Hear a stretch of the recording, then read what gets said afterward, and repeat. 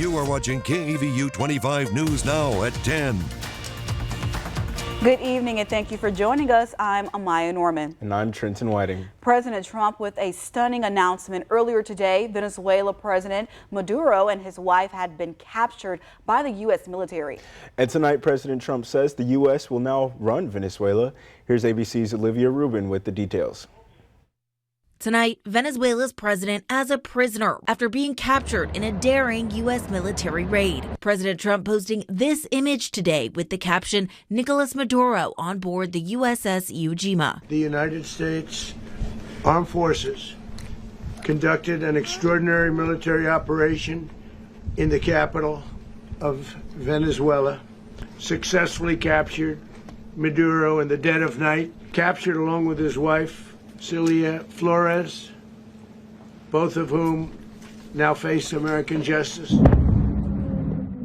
Multiple explosions and low-flying aircraft were heard around 2 a.m. local time in the Venezuelan capital of Caracas, the president watching from Mar-a-Lago. In total, more than 150 aircraft, bombers, fighters, intelligence, reconnaissance, surveillance, rotary wing were in the air last night. For weeks now, the U.S. had been ramping up pressure on Maduro, seizing 2 U.S. oil tankers and deadly military strikes on alleged drug boat smugglers. In a new indictment, Maduro and his wife charged with drug crimes and conspiracy. Maduro and Flores have been indicted for their campaign of deadly narco-terrorism against the United States. Maduro accused the U.S. of mounting a months-long pressure campaign to force a regime change and to gain access to its vast oil reserves. He has also denied having any ties to the drug trade. President Trump saying the U.S. will now be running Venezuela until there can be a transition of power. We're going to make sure it's run properly. We're going to rebuild the oil infrastructure, which will cost billions of dollars. It'll be paid for by the oil companies directly. They will be reimbursed for what they're doing, but that's going to be paid. The administration says it didn't inform Congress of today's operation, citing fear of information leaking. Olivia Rubin, ABC News, New York. Now, after that stunning arrest, Venezuelan President Nicolas Maduro and his wife are now in New York facing those serious federal charges. A U.S. military plane carrying the couple landed earlier tonight at Stewart Air National Guard Base in Newburgh, after they were captured by U.S. forces in Venezuela. Video shows federal agents escorting Maduro off the aircraft. An indictment unsealed today charges Maduro with narco-terrorism, conspiracy, cocaine importation conspiracy, and weapons offenses. Prosecutors allege he used his power to move massive amounts of cocaine into the United States. Maduro could make his first court appearance as early as Monday. And following his arrest, protests against the U.S. actions in Venezuela are spreading across the country. Demonstrators gathered Saturday in New York City Times Square outside a U.S. Army recruiting office, holding signs condemning the Trump administration move to capture Venezuela president and his wife. Similar protests were seen in other major cities. Dozens gather outside the White House with signs reading "No war on Venezuela" and "No blood for oil." Smaller protests took place in cities like Atlanta, with additional demonstrations planned in Chicago and Los Angeles. Well, a Metro City bus crashed and fell off an overpass in Houston on Saturday afternoon. Investigators believe the bus was hit from behind by another vehicle. That caused the bus to leave the overpass and flip over on its side. 13 passengers were on the bus. They were taken to a hospital to get checked out. No one was seriously hurt, and the bus operator was also not injured. The driver of the vehicle suffered critical injuries and reportedly is in stable condition. Police are still investigating the cause of the crash. And as we follow the tragic New Year's fire at Swiss ski resort, the death toll reaching 40 with more than 100 people injured. And we now have a new look at how the fire in a bar filled with revelers may have started. Here's the latest. This morning, horrifying new video showing the moment flames begin engulfing a packed bar in the Swiss Alps. The video shot by a boy who was severely injured as that New Year's celebration turned to horror. Earlier, you can see celebratory sparklers and the orange glow above them, where part of the ceiling appears to have just caught on fire. Swiss officials now say the inferno, which killed 40 young people and injured 120 others, was likely caused by those sparklers, carried with drinks orders and held too close to the ceiling. Investigators now poring over video from that fateful night. Panic as the fire quickly consumed the bar, one man seen desperately trying to put the blaze out. Leticia with a desperate appeal for any information about her 16-year-old son Arthur, who texted her from the bar. Je sais pas s'il est reconnaissable, je sais pas. Tout ce que je veux, c'est retrouver mon enfant. His last message, Happy New Year, Mum, I love you. And Gregory telling us his best friend Thailand is also missing. Maybe he's dying in the fire, maybe he's alive. The authorities here still working to identify the deceased and injured. Some of the worst injured transferred to expert burn units in neighbouring countries. This ski resort community grieving for so many young lives lost. Now let's go to Trey Mining with the first look at our forecast. Trey, today felt like a spring weather, but it's winter. That's confusing. It is, right? The weather's not cooperating with the calendar here, I tell you what. It's not. It's very warm. It was low humidity today, so it still felt very nice. But chances of rain will be coming eventually, and maybe some cooler weather in that overall coming up next few days when we look at the 7-day outlook. Okay, let's take a look at what's going on right now. 54 degrees and currently in Victoria. Northerly winds at 9 miles per hour. Had a weak front move through on yesterday that brought us that lower humidity into our area. And so 80%, yeah, it's kind of high, but it's normally a lot higher than that during this time of day. 10-mile visibility. So it really felt nice. 12-mile visibility is currently around the Crossroads region. Maybe a little bit of patchy fog, especially to the west of Highway 77. Coming up early morning hours on your Sunday, so be careful out there if you're traveling early in the morning time. Low headlight beams, please, and watch your speed. Take it slow. We want you to arrive safely. I mentioned some cooler air again coming into our forecast. When will that be? And maybe some rain chances too. That's a yes on that. We'll give the details coming out later on in the full forecast. Back to you guys. Thank you, Trey. Well, Wharton County is the latest to report scam calls surrounding the local police. The sheriff's office is reporting a series of scam calls, claiming the person receiving the call is under investigation, with the scammers demanding wire money. Victoria County reported a similar scam in 2025, claiming residents had outstanding warrants that required funds. DeWitt County reported another similar scam in 2024. Police in the area are reminding residents that they will never call to request funds from residents. And the Lavaca County Office of Emergency Management reports a cell service outage in Hallettsville as of 11:15 p.m. last night. The department says they restored service to the sheriff's non-emergency line and 911 services. However, there's no update on a timeline for total restorations for cell service. This is the third outage in the past several weeks, once on December 18th and another on December 20th. Union Pacific Railroad is warning drivers in Bloomington about upcoming railroad crossing closures that could affect daily commutes. Crews will be performing maintenance from January 3rd through January 7th, temporarily closing several crossings. Drivers will need to use alternate routes at North Nueces Avenue near Hodge Circle and King Road. Closures begin January 3rd at Commerce Street, Black Bayou Road, and McCoy Road, with Canal Road closing on January 4th.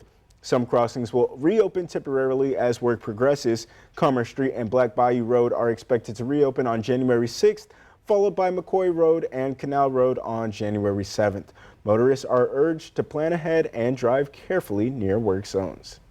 And for more local news, content, weather, and sports, come to our website at crossroadstoday.com. And if you see news happening, let us know. Call the number on your screen to contact our newsroom or email us your tips at staff@crossroadstoday.com. Exclusive ring camera video captures the moment police find a Texas woman reported missing for weeks and why officers ultimately let her walk away. Next. Take a look at this. 81 degrees was the high this afternoon in Victoria. Our normal is 65, way above normal for our normal low as well. We were 18 degrees way back in 1911, so not anywhere near that or near where we should be normally, but getting a little cooler sometime in the week. Will that be exactly? We'll find out coming up in the full forecast.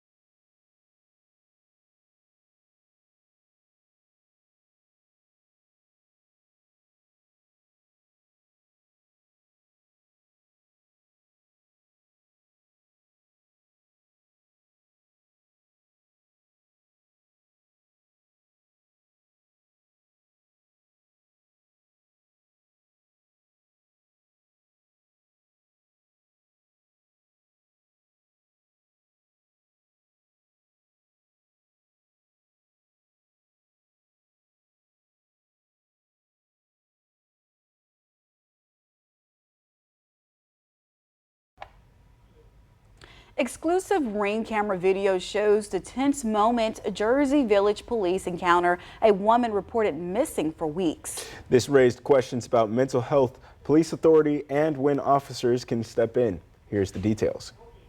You stay right there, we won't put you in. What are you paid for? Exclusive ring camera video shows Jersey Village police officers speaking with who's believed to be 24-year-old Sydney Marquez. She was reported missing on December 11th, and more than 3 weeks later, someone spotted Sydney around 1 o'clock this morning near Seattle Street and Senate Avenue. Officers responded and recognized Sydney from a missing person flyer. Right now, it's saying you're a missing person. We have an obligation. Okay, you found me. Congratulations. I'm 24 years old. I am an adult. I am not missing. You found me. Congratulations. Police say after speaking with Sydney, officers determined that the legal criteria for an emergency detention order were not met. EMS did a medical evaluation and found no visible signs of trauma and no need for further medical attention. Police say Sydney asked to be let go, and as an adult, she was released and removed from missing status. All they did was take her vitals. That's not a proper mental health, psychiatric evaluation. Sydney's family tells me they don't agree with police who say Sydney did not appear to be in crisis. What do you make of that? This is exactly what we were worried about. The cops finding her, releasing her, saying that she's simply not at risk because she's not suicidal. But it doesn't mean that her behaviors are safe. It doesn't mean that she has the capacity to make these decisions. Loved ones say Sydney is bipolar, hasn't been taking her medication, and should have been brought to a hospital for questioning. Have them determine Sydney's state of mind, not the police officers. Someone who knows how to handle this diagnosis. Police say officers offered Sydney hotel accommodations and food, but she refused. The resident whose ring camera captured the initial encounter this morning tells me it appears officers did everything they could. They were basically very professional, and she seemed not too eager to go with him. The young lady seemed very aware of the situation. The Secret Service and D.C. law enforcement responded to a bomb threat near the former Venezuela embassy in Washington, D.C. Saturday. The threat came hours after the U.S. conducted military strikes on Venezuela and captured the president Maduro and his wife. The Secret Service closed off the area around the embassy, but it has since reopened. The former embassy has been unoccupied since diplomatic relations were served in 2023. SpaceX kicked off its first mission of 2026 Friday night. A Falcon 9 rocket lifted off from Vandenberg Space Force Base in California at 9:09 p.m. Eastern, carrying an Italian Earth observing satellite into orbit. The rocket's first stage successfully landed back at Vandenberg about 8.5 minutes later. Second stage deployed the Cosmos-Skymed second-generation satellite for the Italian Space Agency and Ministry of Defense. The satellite will study Earth using radar that works in all weather and at any time of day from 385 miles above the planet.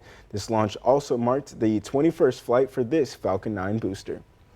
Now experience our digital streaming service, Crossroads Today Plus. Stream our daily newscasts and much more using your connected TV. Just download Crossroads Today Plus on your Roku, Amazon Fire TV, Apple TV, or Android TV. Just search Crossroads Today Plus. Be mindful of a little fog developing early in the morning time after midnight to about 6 or 7 a.m. Otherwise, pretty calm on the outside. Cool temperatures, yes, but it'll be warmer back up to the 80s coming up for most of the week. Then what about next weekend? So see some cooler temperatures yet to come and maybe some rainfall chances as well. We'll give you the details coming up next in the full forecast.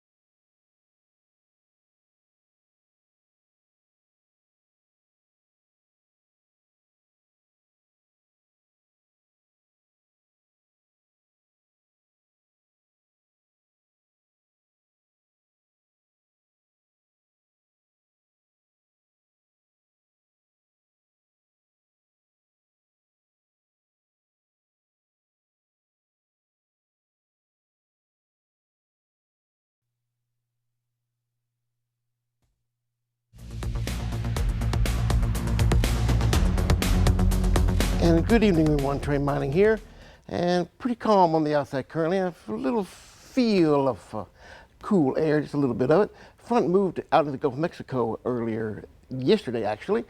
So behind it, we're some cooler and drier air, but it's not going to be lasting too much longer. The winds will return off the Gulf and coming in tomorrow, bringing back the humidity more in earnest and giving us warm and humid conditions for the majority of the week. But some changes are on the way. High pressure ridge has been dominating the state of Texas, and including our area here. That's why we've been dry for the most part. We've had the storms go up and over like this, the high pressure ridge, so then we're not able to come down here because it's blocked by the high pressure ridge. But that'll be beginning to change as we head toward the latter half of the week, allowing a front to come through. Not a strong front, but a noticeable cool down, even more so than we have currently on the outside. But more on that here momentarily when we get to the 7-day. Temperatures starting off with the 50s, coming up. We made it up to 80 degrees, 81, 82 degrees was the daytime high in Victoria. And then the temperatures begin to drop as we see still some low humidity in the air. And the cool temperatures will last in the morning times, 50s or so by the early morning times tomorrow. Maybe a 49, 48 up there in Hallettsville and Gonzales. And then we rise pretty rapidly throughout the day tomorrow on your Sunday, with temperatures in the low 70s. So the cool air is still in the region. So the winds off the Gulf begin to move in, as I just mentioned earlier, beginning to increase those temperatures and the humidity level in time the next few days down the road. Cool air will remain to the north, not coming down here because the high pressure ridge is located in western Texas, but pretty mild temperature overall. See pretty much a warming trend for the state of Texas most of the week coming up, right on through your day Tuesday into your day on Wednesday. So the cold air remains to the north, not anything really cold coming down here anytime soon. So if you like warm weather, kind of springtime type of weather, you're in the right place for our region here because it's definitely going to be that at least for the next several days down the road. Future tracker. A little bit of fog developing early in the morning time, I just mentioned a second ago, kind of here and there. Nothing too widespread or too dense, but just enough to where you need to be mindful of that if you're traveling early in the morning time, especially around sunrise or so. Then it'll begin to lift by about 8 or 9 o'clock in the morning time. Then mixture of a few clouds and a little bit of sun here and there throughout the day tomorrow in most of the area. Speaking of that, it's Quirrell. Starting off in the 50s, low 70s by 3 o'clock in the afternoon. No rain expected. Sunny skies, of course. Winds gradually turn around to the north as they head toward the afternoon hours. And Port Lavaca as well, partly cloudy skies. Mostly sunny skies throughout the afternoon time as well. Notice the winds starting in the north, turning more to the south and southeast by the afternoon time. And I just mentioned what that means. Humidity levels be on the rise. And Victoria, plan your day. Starting off near 50 degrees by the 6 a.m. hour. And then by 12 noon to 3 o'clock in the low 70s will be your daytime high. So enjoy the cool type of weather we've been having for the next day or two. Humidity level is on the rise as well, coming up. A little bit of fog potentially early in the morning hours. Highs only in the 70s. We're back above 80 coming up for Monday, Tuesday, Wednesday, into your Thursday and Friday. Now the front moves through and we go from near 80 degrees on Friday to the 60s for highs with lows in the 40s and 50s coming up by the weekend with a fairly decent chance of rainfall coming in by your day on Saturday. In the meantime, very spring-like feel here in January for the temperatures, sunny skies for the majority of the work week this coming up week. Take a look at this right here. This is the QR code. What you need to do, if you haven't already, get your smartphone, scan the code. See right there, they take you to a web page. You can download our app here. News, weather, and sports at your fingertips. Very easy, convenient to have on your phone to be connected with us. And somebody that's connected with sports, that is Mr. Ray Robinson. Thank you, Trey. Last night's Inner City Showdown saw the West Boys avenge last year's loss against East in a dominant win.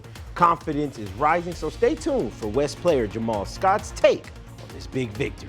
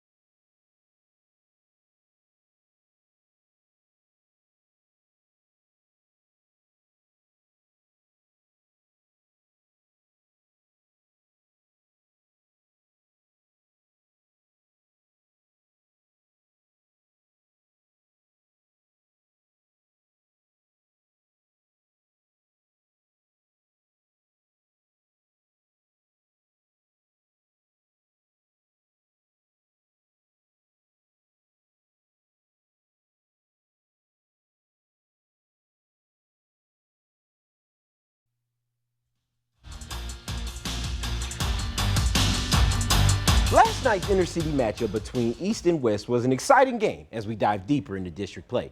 West came out strong and avenged last year's loss in dominant fashion, securing the 48-33 victory. This win has certainly boosted their confidence. Now let's hear from West player Jamal Scott on what this means for the season to move forward.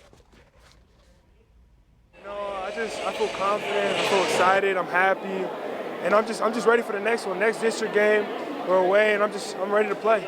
It was nervousness, first district game, but we came out, we did what we had to do, and we're gonna keep on doing it.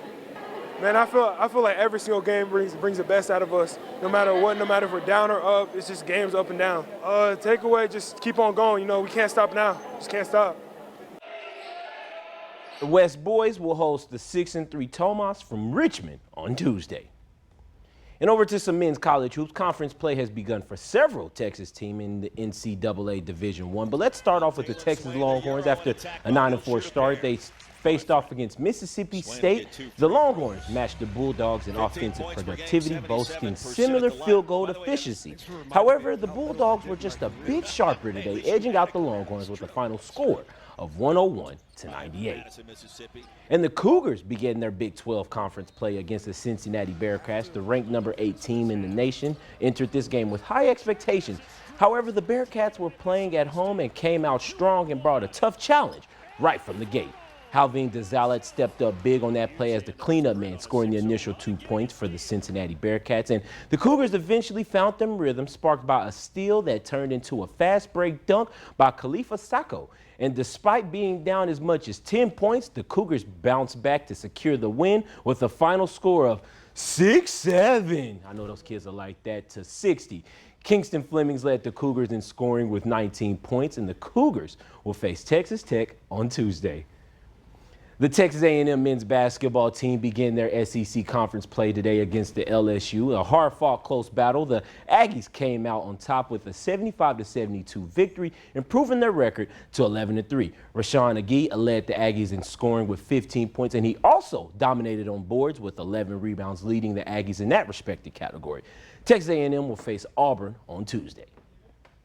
And over to some pro hoops. A classic Texas matchup between the Mavericks and the Houston Rockets just wrapped up as the Mavericks had the Rockets number tonight with Anthony Davis stepping up big, delivering 26 points and 12 rebounds to lead Dallas to a 110-104 victory. Kevin Durant put up an impressive 34 points for Houston, but it wasn't enough to secure the win. And just above the Rockets as the second seed in the Western Conference is the San Antonio Spurs as they took on the Portland Trail Blazers. With Wemby out the mix, the Spurs had no luck in winning tonight's game. They fall to Portland. Final score, 115-110. The San Antonio Spurs will play a familiar team that I'm very familiar with in the Memphis Grizzlies on Tuesday. So looks like we got a lot of basketball for high school, collegiate, and pro hoops. But that does it for your sports. Amaya and Trenton. Thank you, Ray. Stay with us. We'll be right back after the break.